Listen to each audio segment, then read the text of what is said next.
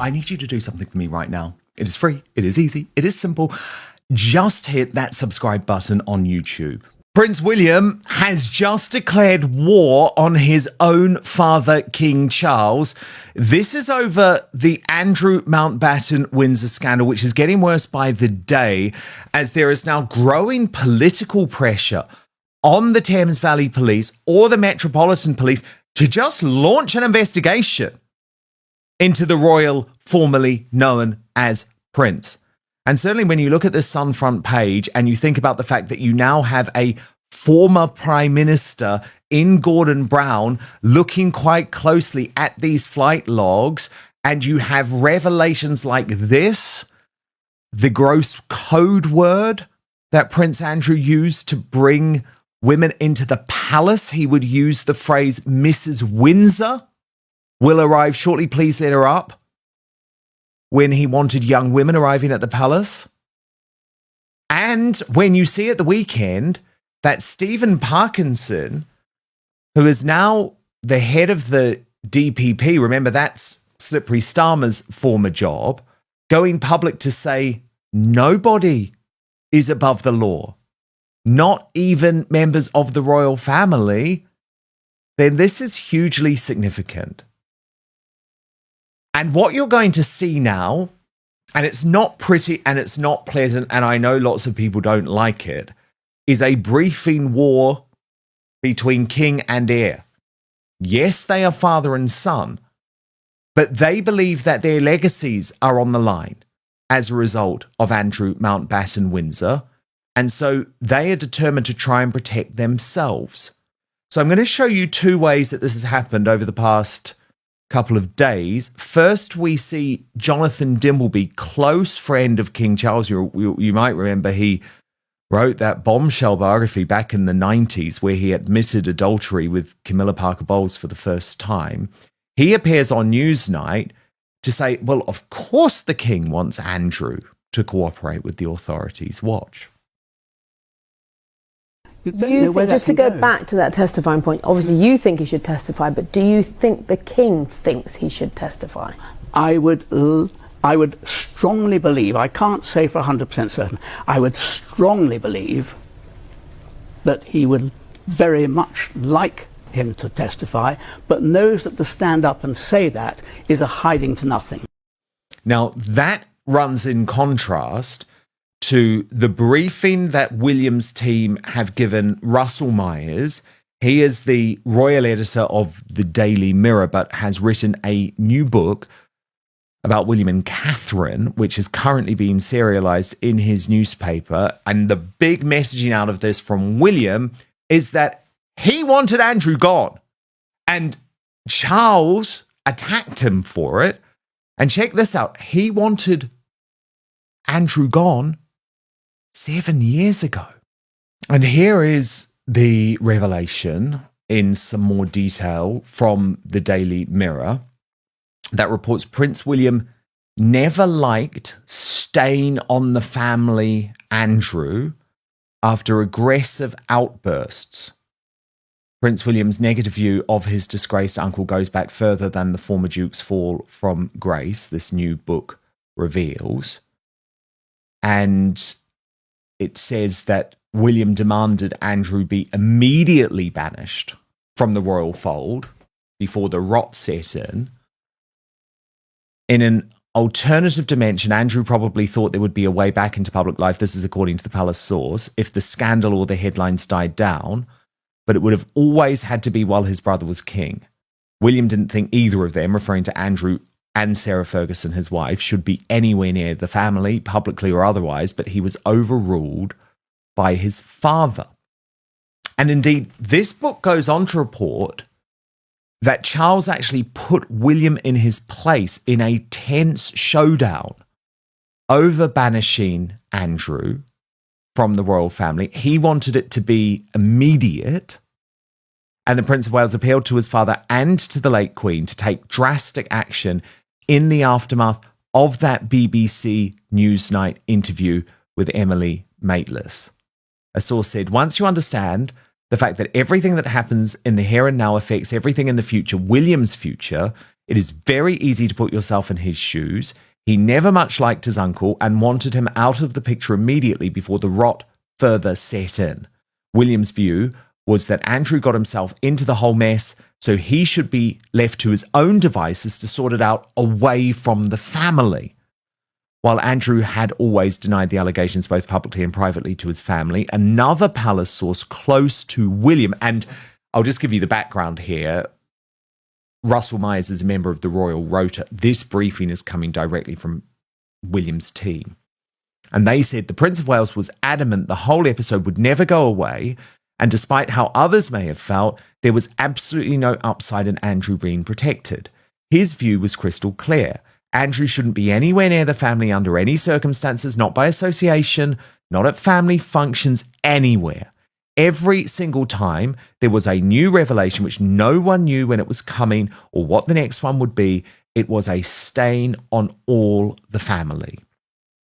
So Bernie Spofford, let me get to my superstar panel, of course, Howard Cox, Lee Mitchell, and Bernie Spofford of If This Is True With Me. Bernie, it is astonishing in some ways that King Charles did let it get to this point, the release of apparently all of the Epstein files, although we know they haven't all been released, and we know that names are still being redacted as we go. Indeed, some of the files, which originally named Andrew when they were released last week, have now been redacted. So I don't think we've seen everything for a single second. I mean, remember, Elon Musk says there's video. Bernie, there is video of Epstein and some of these famous men having sex with the women. Well, is there a video of Andrew, for example? We know that there were hidden cameras, so I don't think we've seen everything. But it must be incredibly frustrating for William to now see how this is blowing up and think, I told you to jettison this man 7 years ago. Oh, Daniel, you are going to hate me, right? Because the only thing I like about the royal family are the tiaras, and you know I'm a big fan. Well, that's fun too. In the 1700s, the royal family was virtually bankrupt. They had no money at all. Today, funded by taxpayers and by people like us, their little minions, have made them into billionaires. This family that doesn't get involved in politics has a prince shagging his way around the world, giving secrets of trade deals, apparently, allegedly. But I think the big push on Andrew, and I know there's potentially lots more to come, is because there's lots more to hide.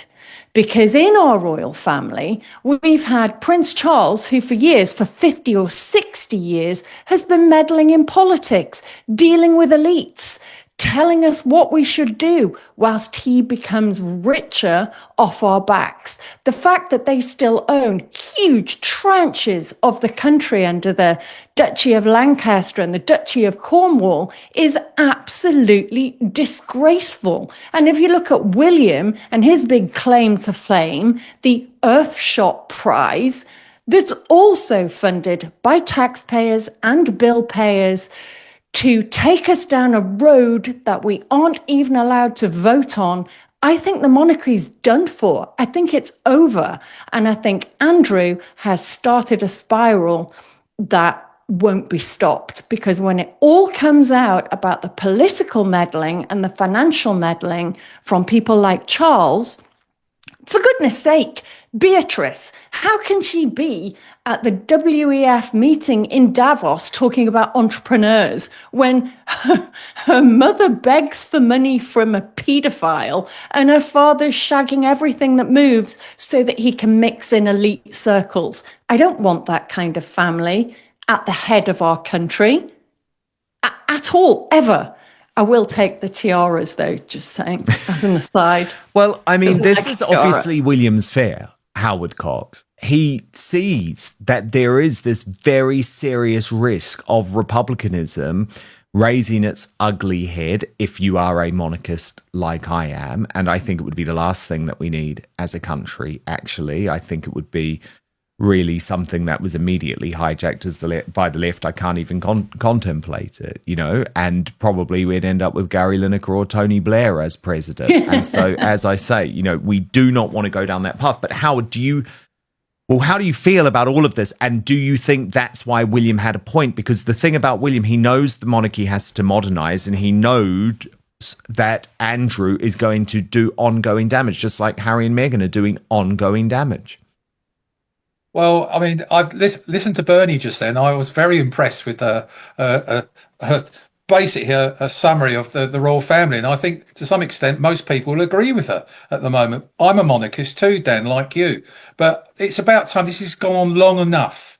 And, we just spoke about Tommy Robinson, about worrying about his protection. If he had the sort of protection that Andrew's got, that sort of thing, he'd be safe as houses. And I just do not understand how Andrew's got away with this. You call Slippery Starmer. This guy is totally Teflon Andrew. Everything goes over through him. He's still got stacks of money. He's still a millionaire, as you say, and those sort of things. He's got a family that are completely and utterly based on, they're totally mercenary in terms of finances, etc. We're hearing that, his ex-wife, or whatever you want to call her, she wants to relaunch herself and is going to go into the United Arab Emirates, all those sorts of things. And Dan, you're very au fait with this, and about what's going on. But I have lost interest in this. I'm 71 years of age, and for most of my life, I've been a devout follower of the royal family. But in the recent years, I'm sorry, it's made me physically sick to see what's going on. And non-stop front pages of Andrew and his sexual.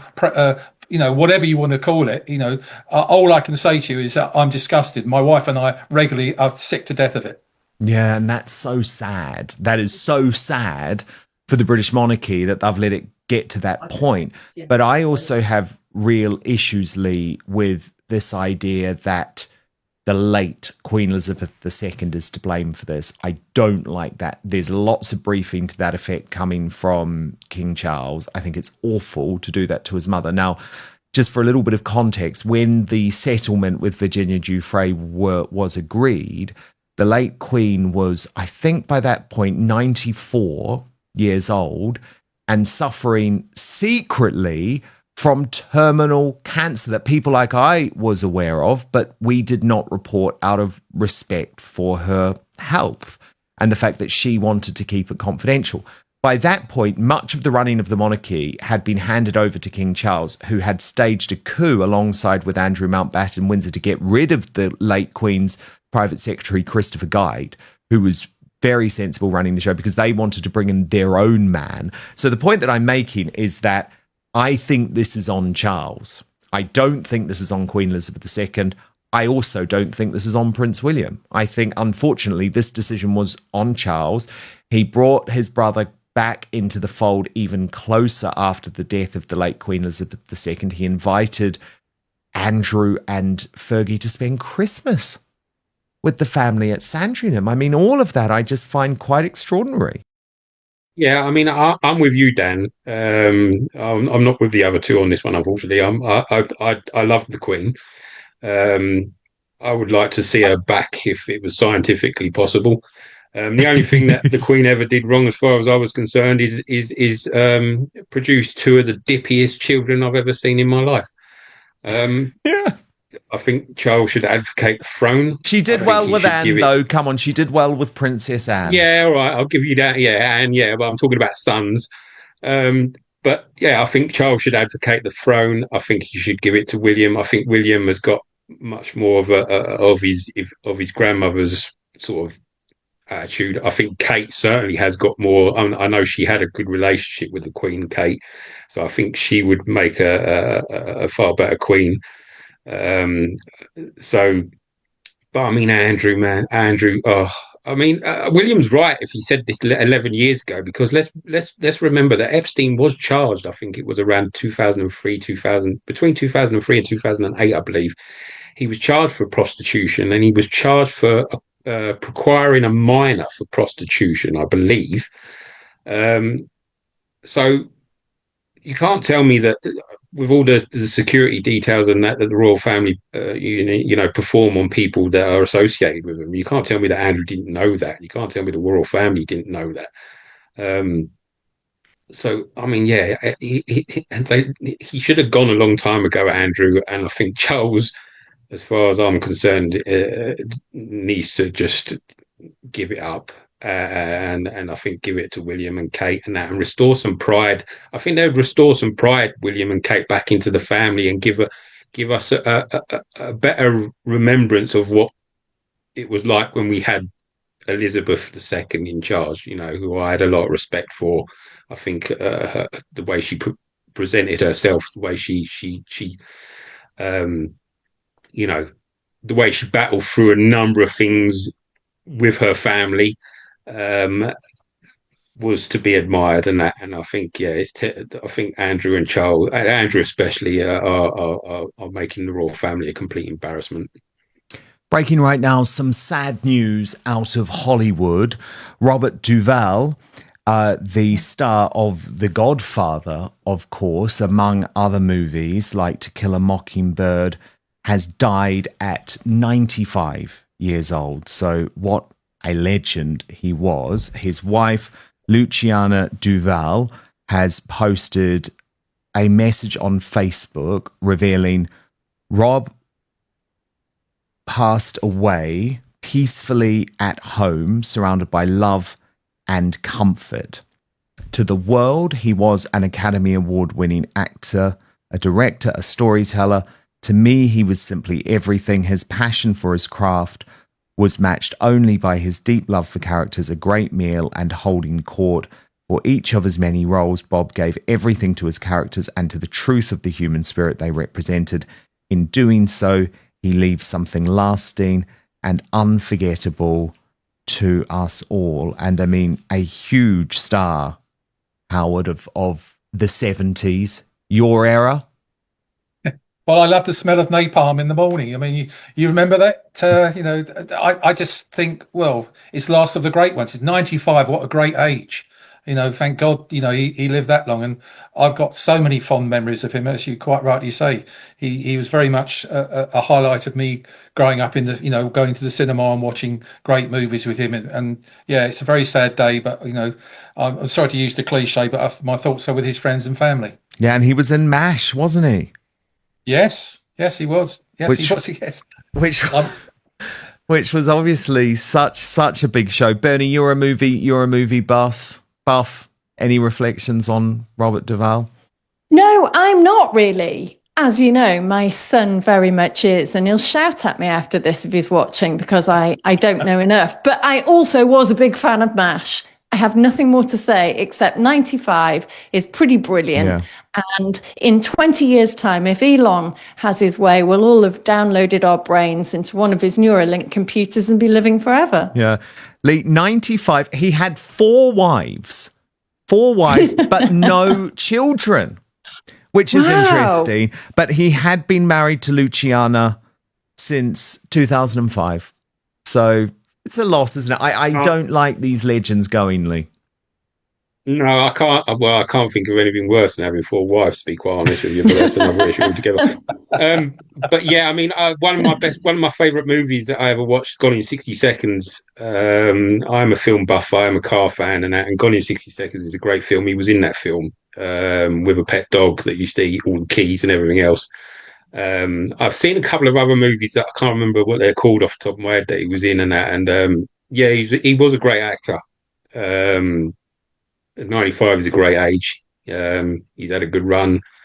I'm sure he'll be exactly. 95. You've got to be happy with that. You've got to be happy with that. Well, look, you three stand by because we're about to find out which of you has won today's Union Jackass prize. But first, getting lots of feedback in over our earlier conversations, not surprisingly, in regards to this divide on the right. Thank you so much for your super chats, actually. They've been brilliant today. Prince Andrew stepped back from public royal duties following his association with Jeffrey Epstein and the civil lawsuit he later settled in 2022 without admission of liability. Since then, he has lost military titles, lost royal patronages, stopped using HRH in official capacities. Yet, he remains part of the family and continues to reside at Royal Lodge. This ongoing presence is what fuels criticism. The headline claims William has declared war on Charles. That's strong language. What's actually being suggested is that William may want a firmer stance against Andrew, possibly pushing for reduced financial support, removal from royal residences, further distancing from official events. However, there is no confirmed public statement from William attacking his father's approach. Royal disagreements, if they exist, are rarely played out publicly. Banish is not a legal term in this context. Andrew has already been removed from working royal duties. What critics likely mean by banishment is full removal from royal property, complete financial independence, zero public appearances tied to the monarchy. But these decisions involve complex family, legal, and institutional considerations. For King Charles and Prince William, reputation management is critical. Charles has focused on slimming down the monarchy, projecting stability, maintaining public trust. William represents the future of the institution, and many commentators believe he prioritizes long-term credibility. If Andrew is viewed as a stain, the question becomes, how far should the monarchy go to protect itself? Declares war makes for a powerful headline, but there is no confirmed evidence of a direct confrontation. This story appears rooted in anonymous insider claims, interpretation of internal palace dynamics, public frustration over Andrew's continued presence. Speculation and confirmed conflict are not the same thing. So what do we actually know? Andrew remains controversial. He has already lost official roles. There is no verified public declaration of conflict between William and Charles. Is there pressure within the monarchy? Possibly. Is there a literal war? No confirmed evidence suggests that. As always, separating emotional headlines from institutional reality is essential. Let me know your thoughts below, and subscribe for balanced royal analysis.